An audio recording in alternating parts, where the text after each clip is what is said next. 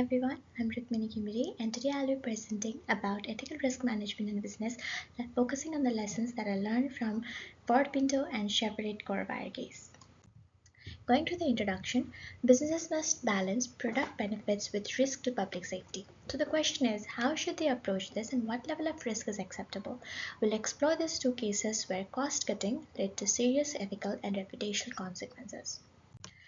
So the first case is Ford Pinto case. The 1971 Ford Pinto had a gas tank defect that caused fires and rear-end collisions. Ford knew a fixed cost just $11 per car but chose not to implement it in order to cut its cost. That led to deaths, lawsuits, and even the public outrage. In the next case study, the 1960 Corvair had a rear engine design that caused handling issues and rollovers. GM engineers suggested fixes, but management rejected them in order to cut the cost. Ralph Nader's unsafe at any speed exposed this risk, damaging GM's reputation. So the question that comes is, how should business think about benefit and risk? The first factor is stakeholder-centric analysis. Business must consider the impact of the decision on customer, employees, stakeholders, and the entire community. Short-term cost savings should not come at the expense of long-term trust and safety. The next factor is transparency and accountability. Companies should be honest about potential risks and proactively address them rather than waiting for any kind of external pressures. Open communication builds consumer confidence. The next factor is ethical framework. There are three approaches of ethical framework. The first is utilitarian approach. It states that the company needs to strive for the greatest benefit while minimizing the harm.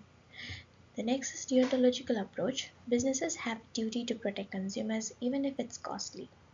The next is virtue ethics. Long-term brand integrity is built on responsible decision making. The next factor is regulatory compliance. Adhering to legal and safety standards is not just a requirement, but it is a strategic advantage to any of the companies. It prevents liability and enhances credibility of the organization. The last factor that I would like to discuss is the continuous improvement. Regular risk assessment and quality controls ensure evolving risks are addressed, keeping the businesses competitive and responsible. So the next question is, what level of risk is acceptable? The first factor that I would like to consider is severity versus likelihood. That is, not all the risks can be eliminated, but the businesses must assess the severity and the probability of all the risk. The Pinto's defect case was both severe and frequent, making it really unacceptable.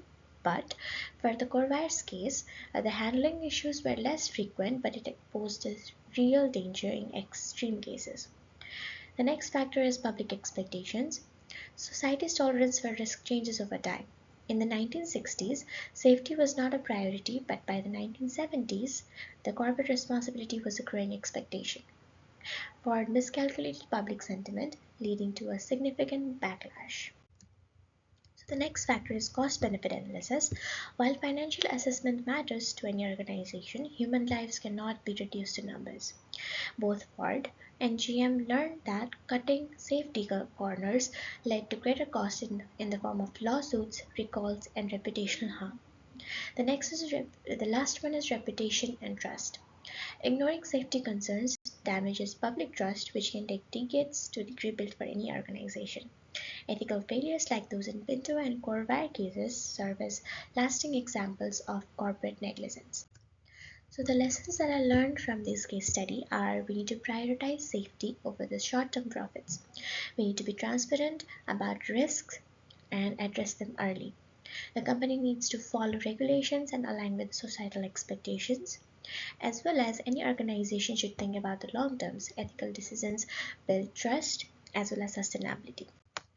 So, in conclusion, I would like to state that the Pinto and Corvair cases highlight the dangers of prioritizing cost over safety.